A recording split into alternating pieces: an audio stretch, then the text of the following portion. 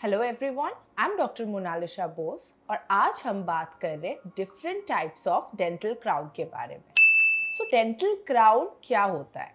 Dental crown basically एक artificial prosthesis है जो नेचुरल दांत के जैसा ही लगता है, बट इसका भी डिफरेंट टाइप्स ऑफ मटेरियल होता है। उस पे डिपेंड करता है कि इसका खर्चा कितना आएगा, इसका लाइफ कितना जाएगा और ये कितना नेचुरल या कितना आर्टिफिशियल दिखेगा। तो आपने देखा ही होगा, ज्यादातर लोगों को पहले बोलते हुए हम लोग गोल्ड के दांत लगाते हैं, स्टील के दांत लगाते हैं, बट ऐसा भी बना सकते हैं। बट डेंटल क्राउन क्यों जरूरी है और किस किस केसेस के लिए जरूरी है उसके बारे में जानते हैं। तो जब भी किसी का कोई दांत मिसिंग हो गया है या कोई दांत एक्सेसिव स्मोकिंग या पानी खराब होने के वजह से, फ्लोराइड कंटेंट ज़्यादा होने के वजह से स्टेन हो गया है, या फिर किसी का बहुत ज़्यादा स्पेसिंग है और टाइम नहीं है उसको ऑर्थोडोंटिकली अलाइनर या ब्रेसेस से करेक्ट करने का और जल्दी से कुछ लगाने का वो सोचते हैं, तो तब हम ये सारे केसेस पे डेंटल क्राउन्स लगाते हैं। जब रूट कनाल करते हैं और एनफ टूथ स्ट्रक्चर, जो कि ऊपर का क्राउन स्ट्रक्चर या कोरोनल स्ट्रक्चर हम डेंटिस्ट्री में बोलते हैं, नहीं बचता है, तो उस पे भी हमें क्राउन लगाना पड़ता है। तो बहुत लोग मेरे से पूछते हैं कि रूट कनाल के बाद क्या कंपलसरी क्राउन लगाना जरूरी है? कंपलसरी तो नहीं, डिपेंड करता है ना। जब हम रूट कनाल करते हैं और आपका दांत बहुत ही ज्यादा खराब हो चुका है, कुछ भी नहीं बचा है, तो उसको एक फिलिंग मटेरियल से उतना स्ट्रेंथ नहीं मिलता। फिर रूट कनाल डिपेंड भी करता है कि हम कौन से दांत में कर रहे हैं। अगर हम पीछे के दांत जो कि मोलर्स होते हैं उस पे रूट कनाल किया है, और ज्यादातर जैसे कि आपको भी पता है कि चूइंग हैबिट्स हमारा, जब भी हम खाना खाते हैं, कुछ चबाते हैं, तो हमारे मोलर टीथ से ही चबाते हैं। तो अगर मोलर में रूट कनाल किया है और उसका बहुत ज्यादा टूथ स्ट्रक्चर कॉम्प्रोमाइज्ड है, तो हाँ, क्राउन लगाना जरूरी है। अभी कौन सा क्राउन लगाए, कैसे क्राउन लगाए? तो जो क्राउन्स होते हैं वो भी डिफरेंट मटेरियल्स के होते हैं। एक तो मेटल के होते हैं, एक तो जिरकोनिया के होते हैं, पीएफएम होते हैं।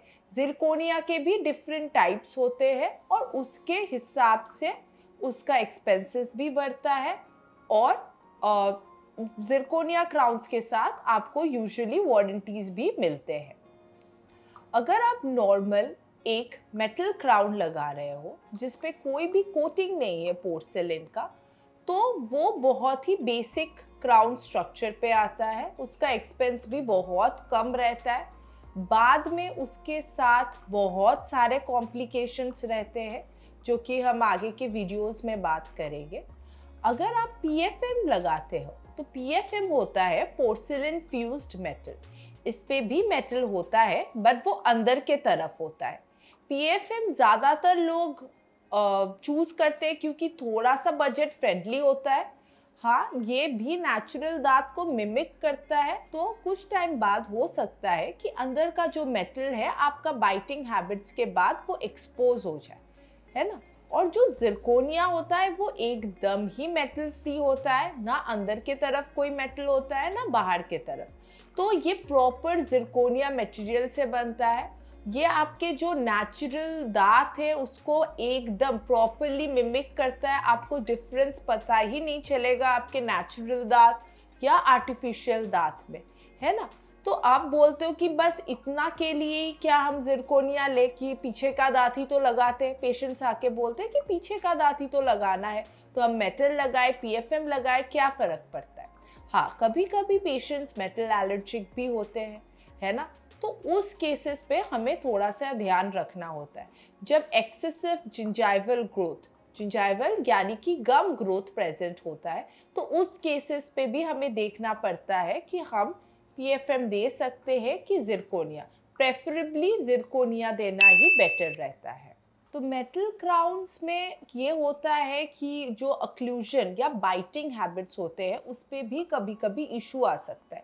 अगर आपके ऊपर के दांत नेचुरल है तो और आपको कंटिन्यूस क्लेंचिंग, रात को बहुत सारे पेशेंट होते हैं जिनको जो रात को दांत चबाते हैं, है ना, सोते वक्त उनको पता नहीं रहता, तो उस टाइम क्या होता है ना, जनरलाइज्ड अट्रीशन, मतलब दांत घिसे जाते हैं। तो वो सब हमें चेक करना पड़ता है पेशेंट्स में।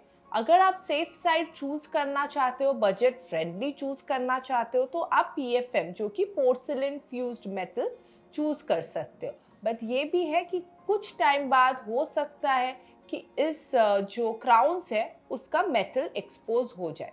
वो भी आपके क्लेंचिंग या बाइटिंग हैबिट्स पे डिपेंड करता है। अगर आप जिरकोनिया चूज करते हो, जिरकोनिया के खुद के ही बहुत सारे वैरायटीज होते हैं, जैसे कि ब्रक्सिर होते हैं, नेक्सर होता है, ईमैक्स होता है। तो जिरकोनिया एक खुद में ही प्रीमियम क्राउन है। ये इसीलिए महंगा होता है क्योंकि इस पे कोई मेटल नहीं है, इसका लाइफ भी थोड़ा ज़्यादा होता है ना। जब आप इसको लगाओगे तो आपको पता भी नहीं चलेगा कि कौन सा नेचुरल है और कौन सा आर्टिफिशियल है। जिरकोनिया के साथ एलर्जिक इश्यूज भी बहुत कम होते हैं, है ना। और ये एक प्रॉपर आपका एस्थेटिकली बेस्ट ऑप्शन है। जैसे कि अगर आपके आगे के दांत में बहुत ज़्यादा गैप है, टेक्निकली राइट ऑप्शन होता है कि उसको आप ऑर्थोडोंटिकली अलाइनर या ब्रेसेस से ही क्लोज करो। बट बहुत सारे पेशेंट्स होते हैं जिनको शादी करना होता है, जल्दी में ट्रीटमेंट चाहिए होता है, तो उस टाइम आप जिरकोनिया या विनियर के ऑप्शंस ऑप्ट कर सकते हैं, जिसपे ये जो स्पेसिंग्स है वो कंप्लीटली क्लोज हो जाता है और आपको ऐसा जो भी है किसी को ये लगता ही नहीं है कि ये नेचुरल दांत नहीं है। जब हम पीएफएम लगाते हैं, थोड़ा सा एक और डिसएडवांटेज पीएफएम के साथ ज़्यादातर जो दिखा जाता है, जो कि जो गम मार्जिन पे थोड़ा सा मेटल दिखना, है ना, हल्का सा। तो अगर आप आगे के दांत में पीएफएम सोच रहे हो लगाने का, तो वो एक करेक्ट ऑप्शन नहीं है। अगर आपको डेंटल क्राउन्स के बारे में और भी कोई इन्फॉर्मेशन चाहिए तो आप नीचे दिए गए कमेंट सेक्शन पे कमेंट करके पूछ सकते हैं, या नीचे दिए गए फ़ोन नंबर पे कॉल करके हमें पूछ सकते हैं। Thank you.